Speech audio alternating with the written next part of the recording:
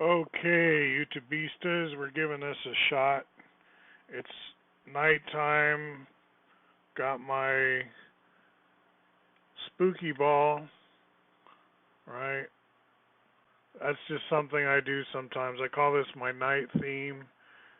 Usually do this when it's late at night, which it is, and I've already made a YouTube today, but I wanted to talk about something a little different. I'm going to go to my blog here, Bismo Diaries.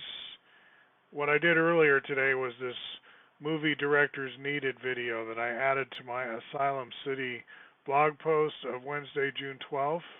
And this is a call for serious minded people to think seriously about cities from scratch.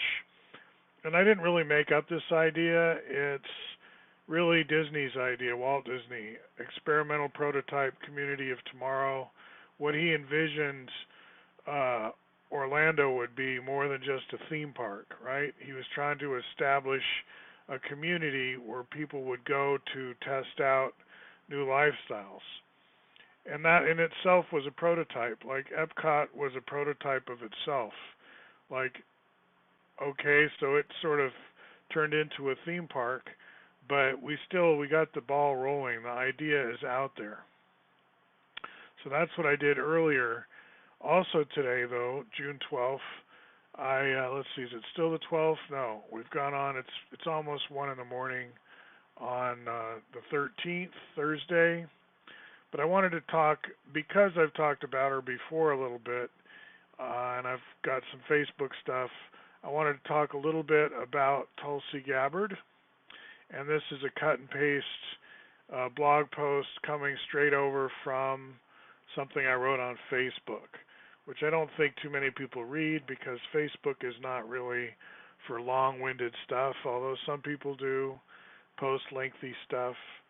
Anyway, at some point about a couple months ago maybe there was a spate of articles that said, oh, Tulsi is the Kremlin's choice or Putin's choice. Usually they always try to put a name there because that's somebody, we've been trained like dogs to kind of growl there. When they say Putin, you're supposed to like growl.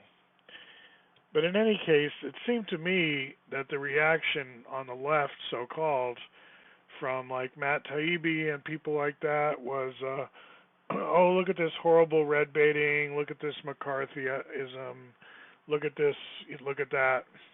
And of course, Tulsi is totally free of any Russian influence, which I think is true. I don't think any Russian lobbyists approach her, but as far as, at least not now when she's not president, but as far as the Kremlin having a preference, there's nothing wrong with saying that you would prefer someone who's more like-minded, right? And I think in terms of being a peacenik, I think that's really more up Russia's alley in terms of they would like a chance to not be locked up in an arms race.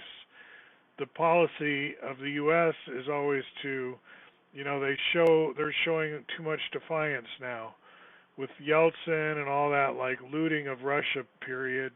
That was okay, when the oligarchs were over there making hand over fist money, that was okay. But then they got kind of feisty and started being more nationalistic, and that's not okay.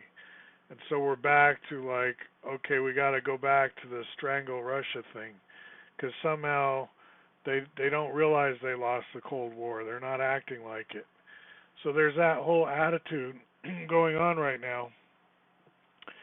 I think another thing I want to mention is this ridiculous mantra where when Tulsi goes and talks or meets with Assad in Syria, President Assad, all the media people go, but didn't he gas his own people? And I find that phrase peculiarly twisted because the point is the use of gas as a chemical weapon, gassing people, is by treaty, by law, at this point in civilization, we consider it out of bounds, right? Red lines and all that. But it's not if you gas your own people, right? They make it like, well, that was the sinful part, that he gassed his own people, as if gassing other people's people might be okay. See, it leaves the door open. When you use that phrase, gassed his own people, well, what about, so if he gassed other people's people, that would be okay? And I think you're supposed to kind of leave that door open in your mind, because we, the good guys, quote unquote, we might need to gas his people, or we might need to gas someone else's people. And who is it that still is holding on to chemical weapons right now? Is it Syria?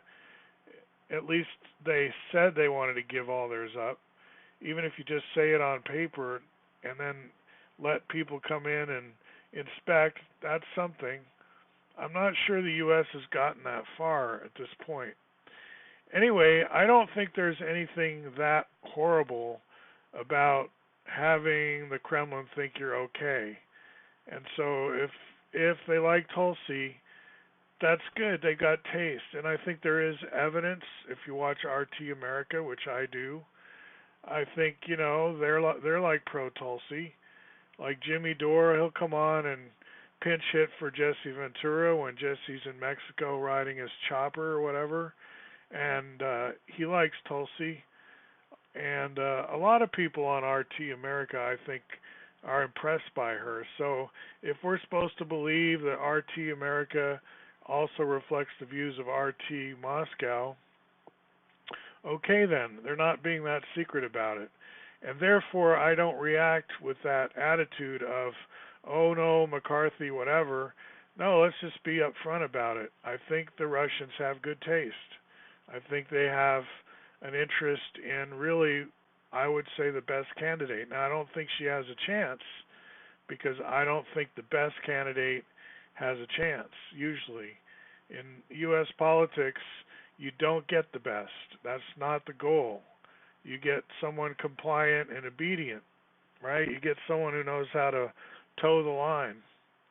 And if they're a little bit too defiant, they run up against a lot of resistance. Anyway, it also gets the onus, or it gets the burden off of Trump. The Kremlin really would prefer Tulsi now. I mean, Trump was a little less bellicose in his rhetoric in the campaign of 2016. He's like, yeah, I want to get along with the Russians. I see no reason to pick a fight with them. And, Kremlin was receptive to that. It's like, yeah, that sounds pretty good. That's kind of what we'd like too.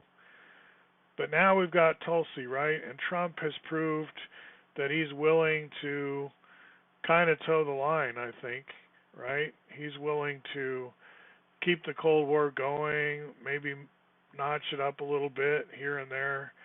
Gets bored when they talk about the Magnitsky Act. I mean, that was what the whole point of that meeting in Trump Tower was.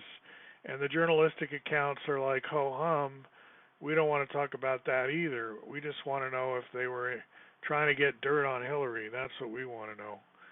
And it's like, okay, well, if that's not what it was about, that was pretty boring. So if the Russians really would prefer, the Russian government, let's just say it, would really prefer Tulsi over Trump, that's great. It gets Trump off the hook. And Tulsi, you can see how weak the Russians are. They're backing someone who doesn't have a chance, just like I am, just like RT America is. So why are you scared of Russians if they're backing, I won't say a loser, just somebody who's too good for the scene around here? We need some kind of egomaniac wannabe emperor, I think, is what we need. We kind of have one, but the Democrats have their share of wannabes.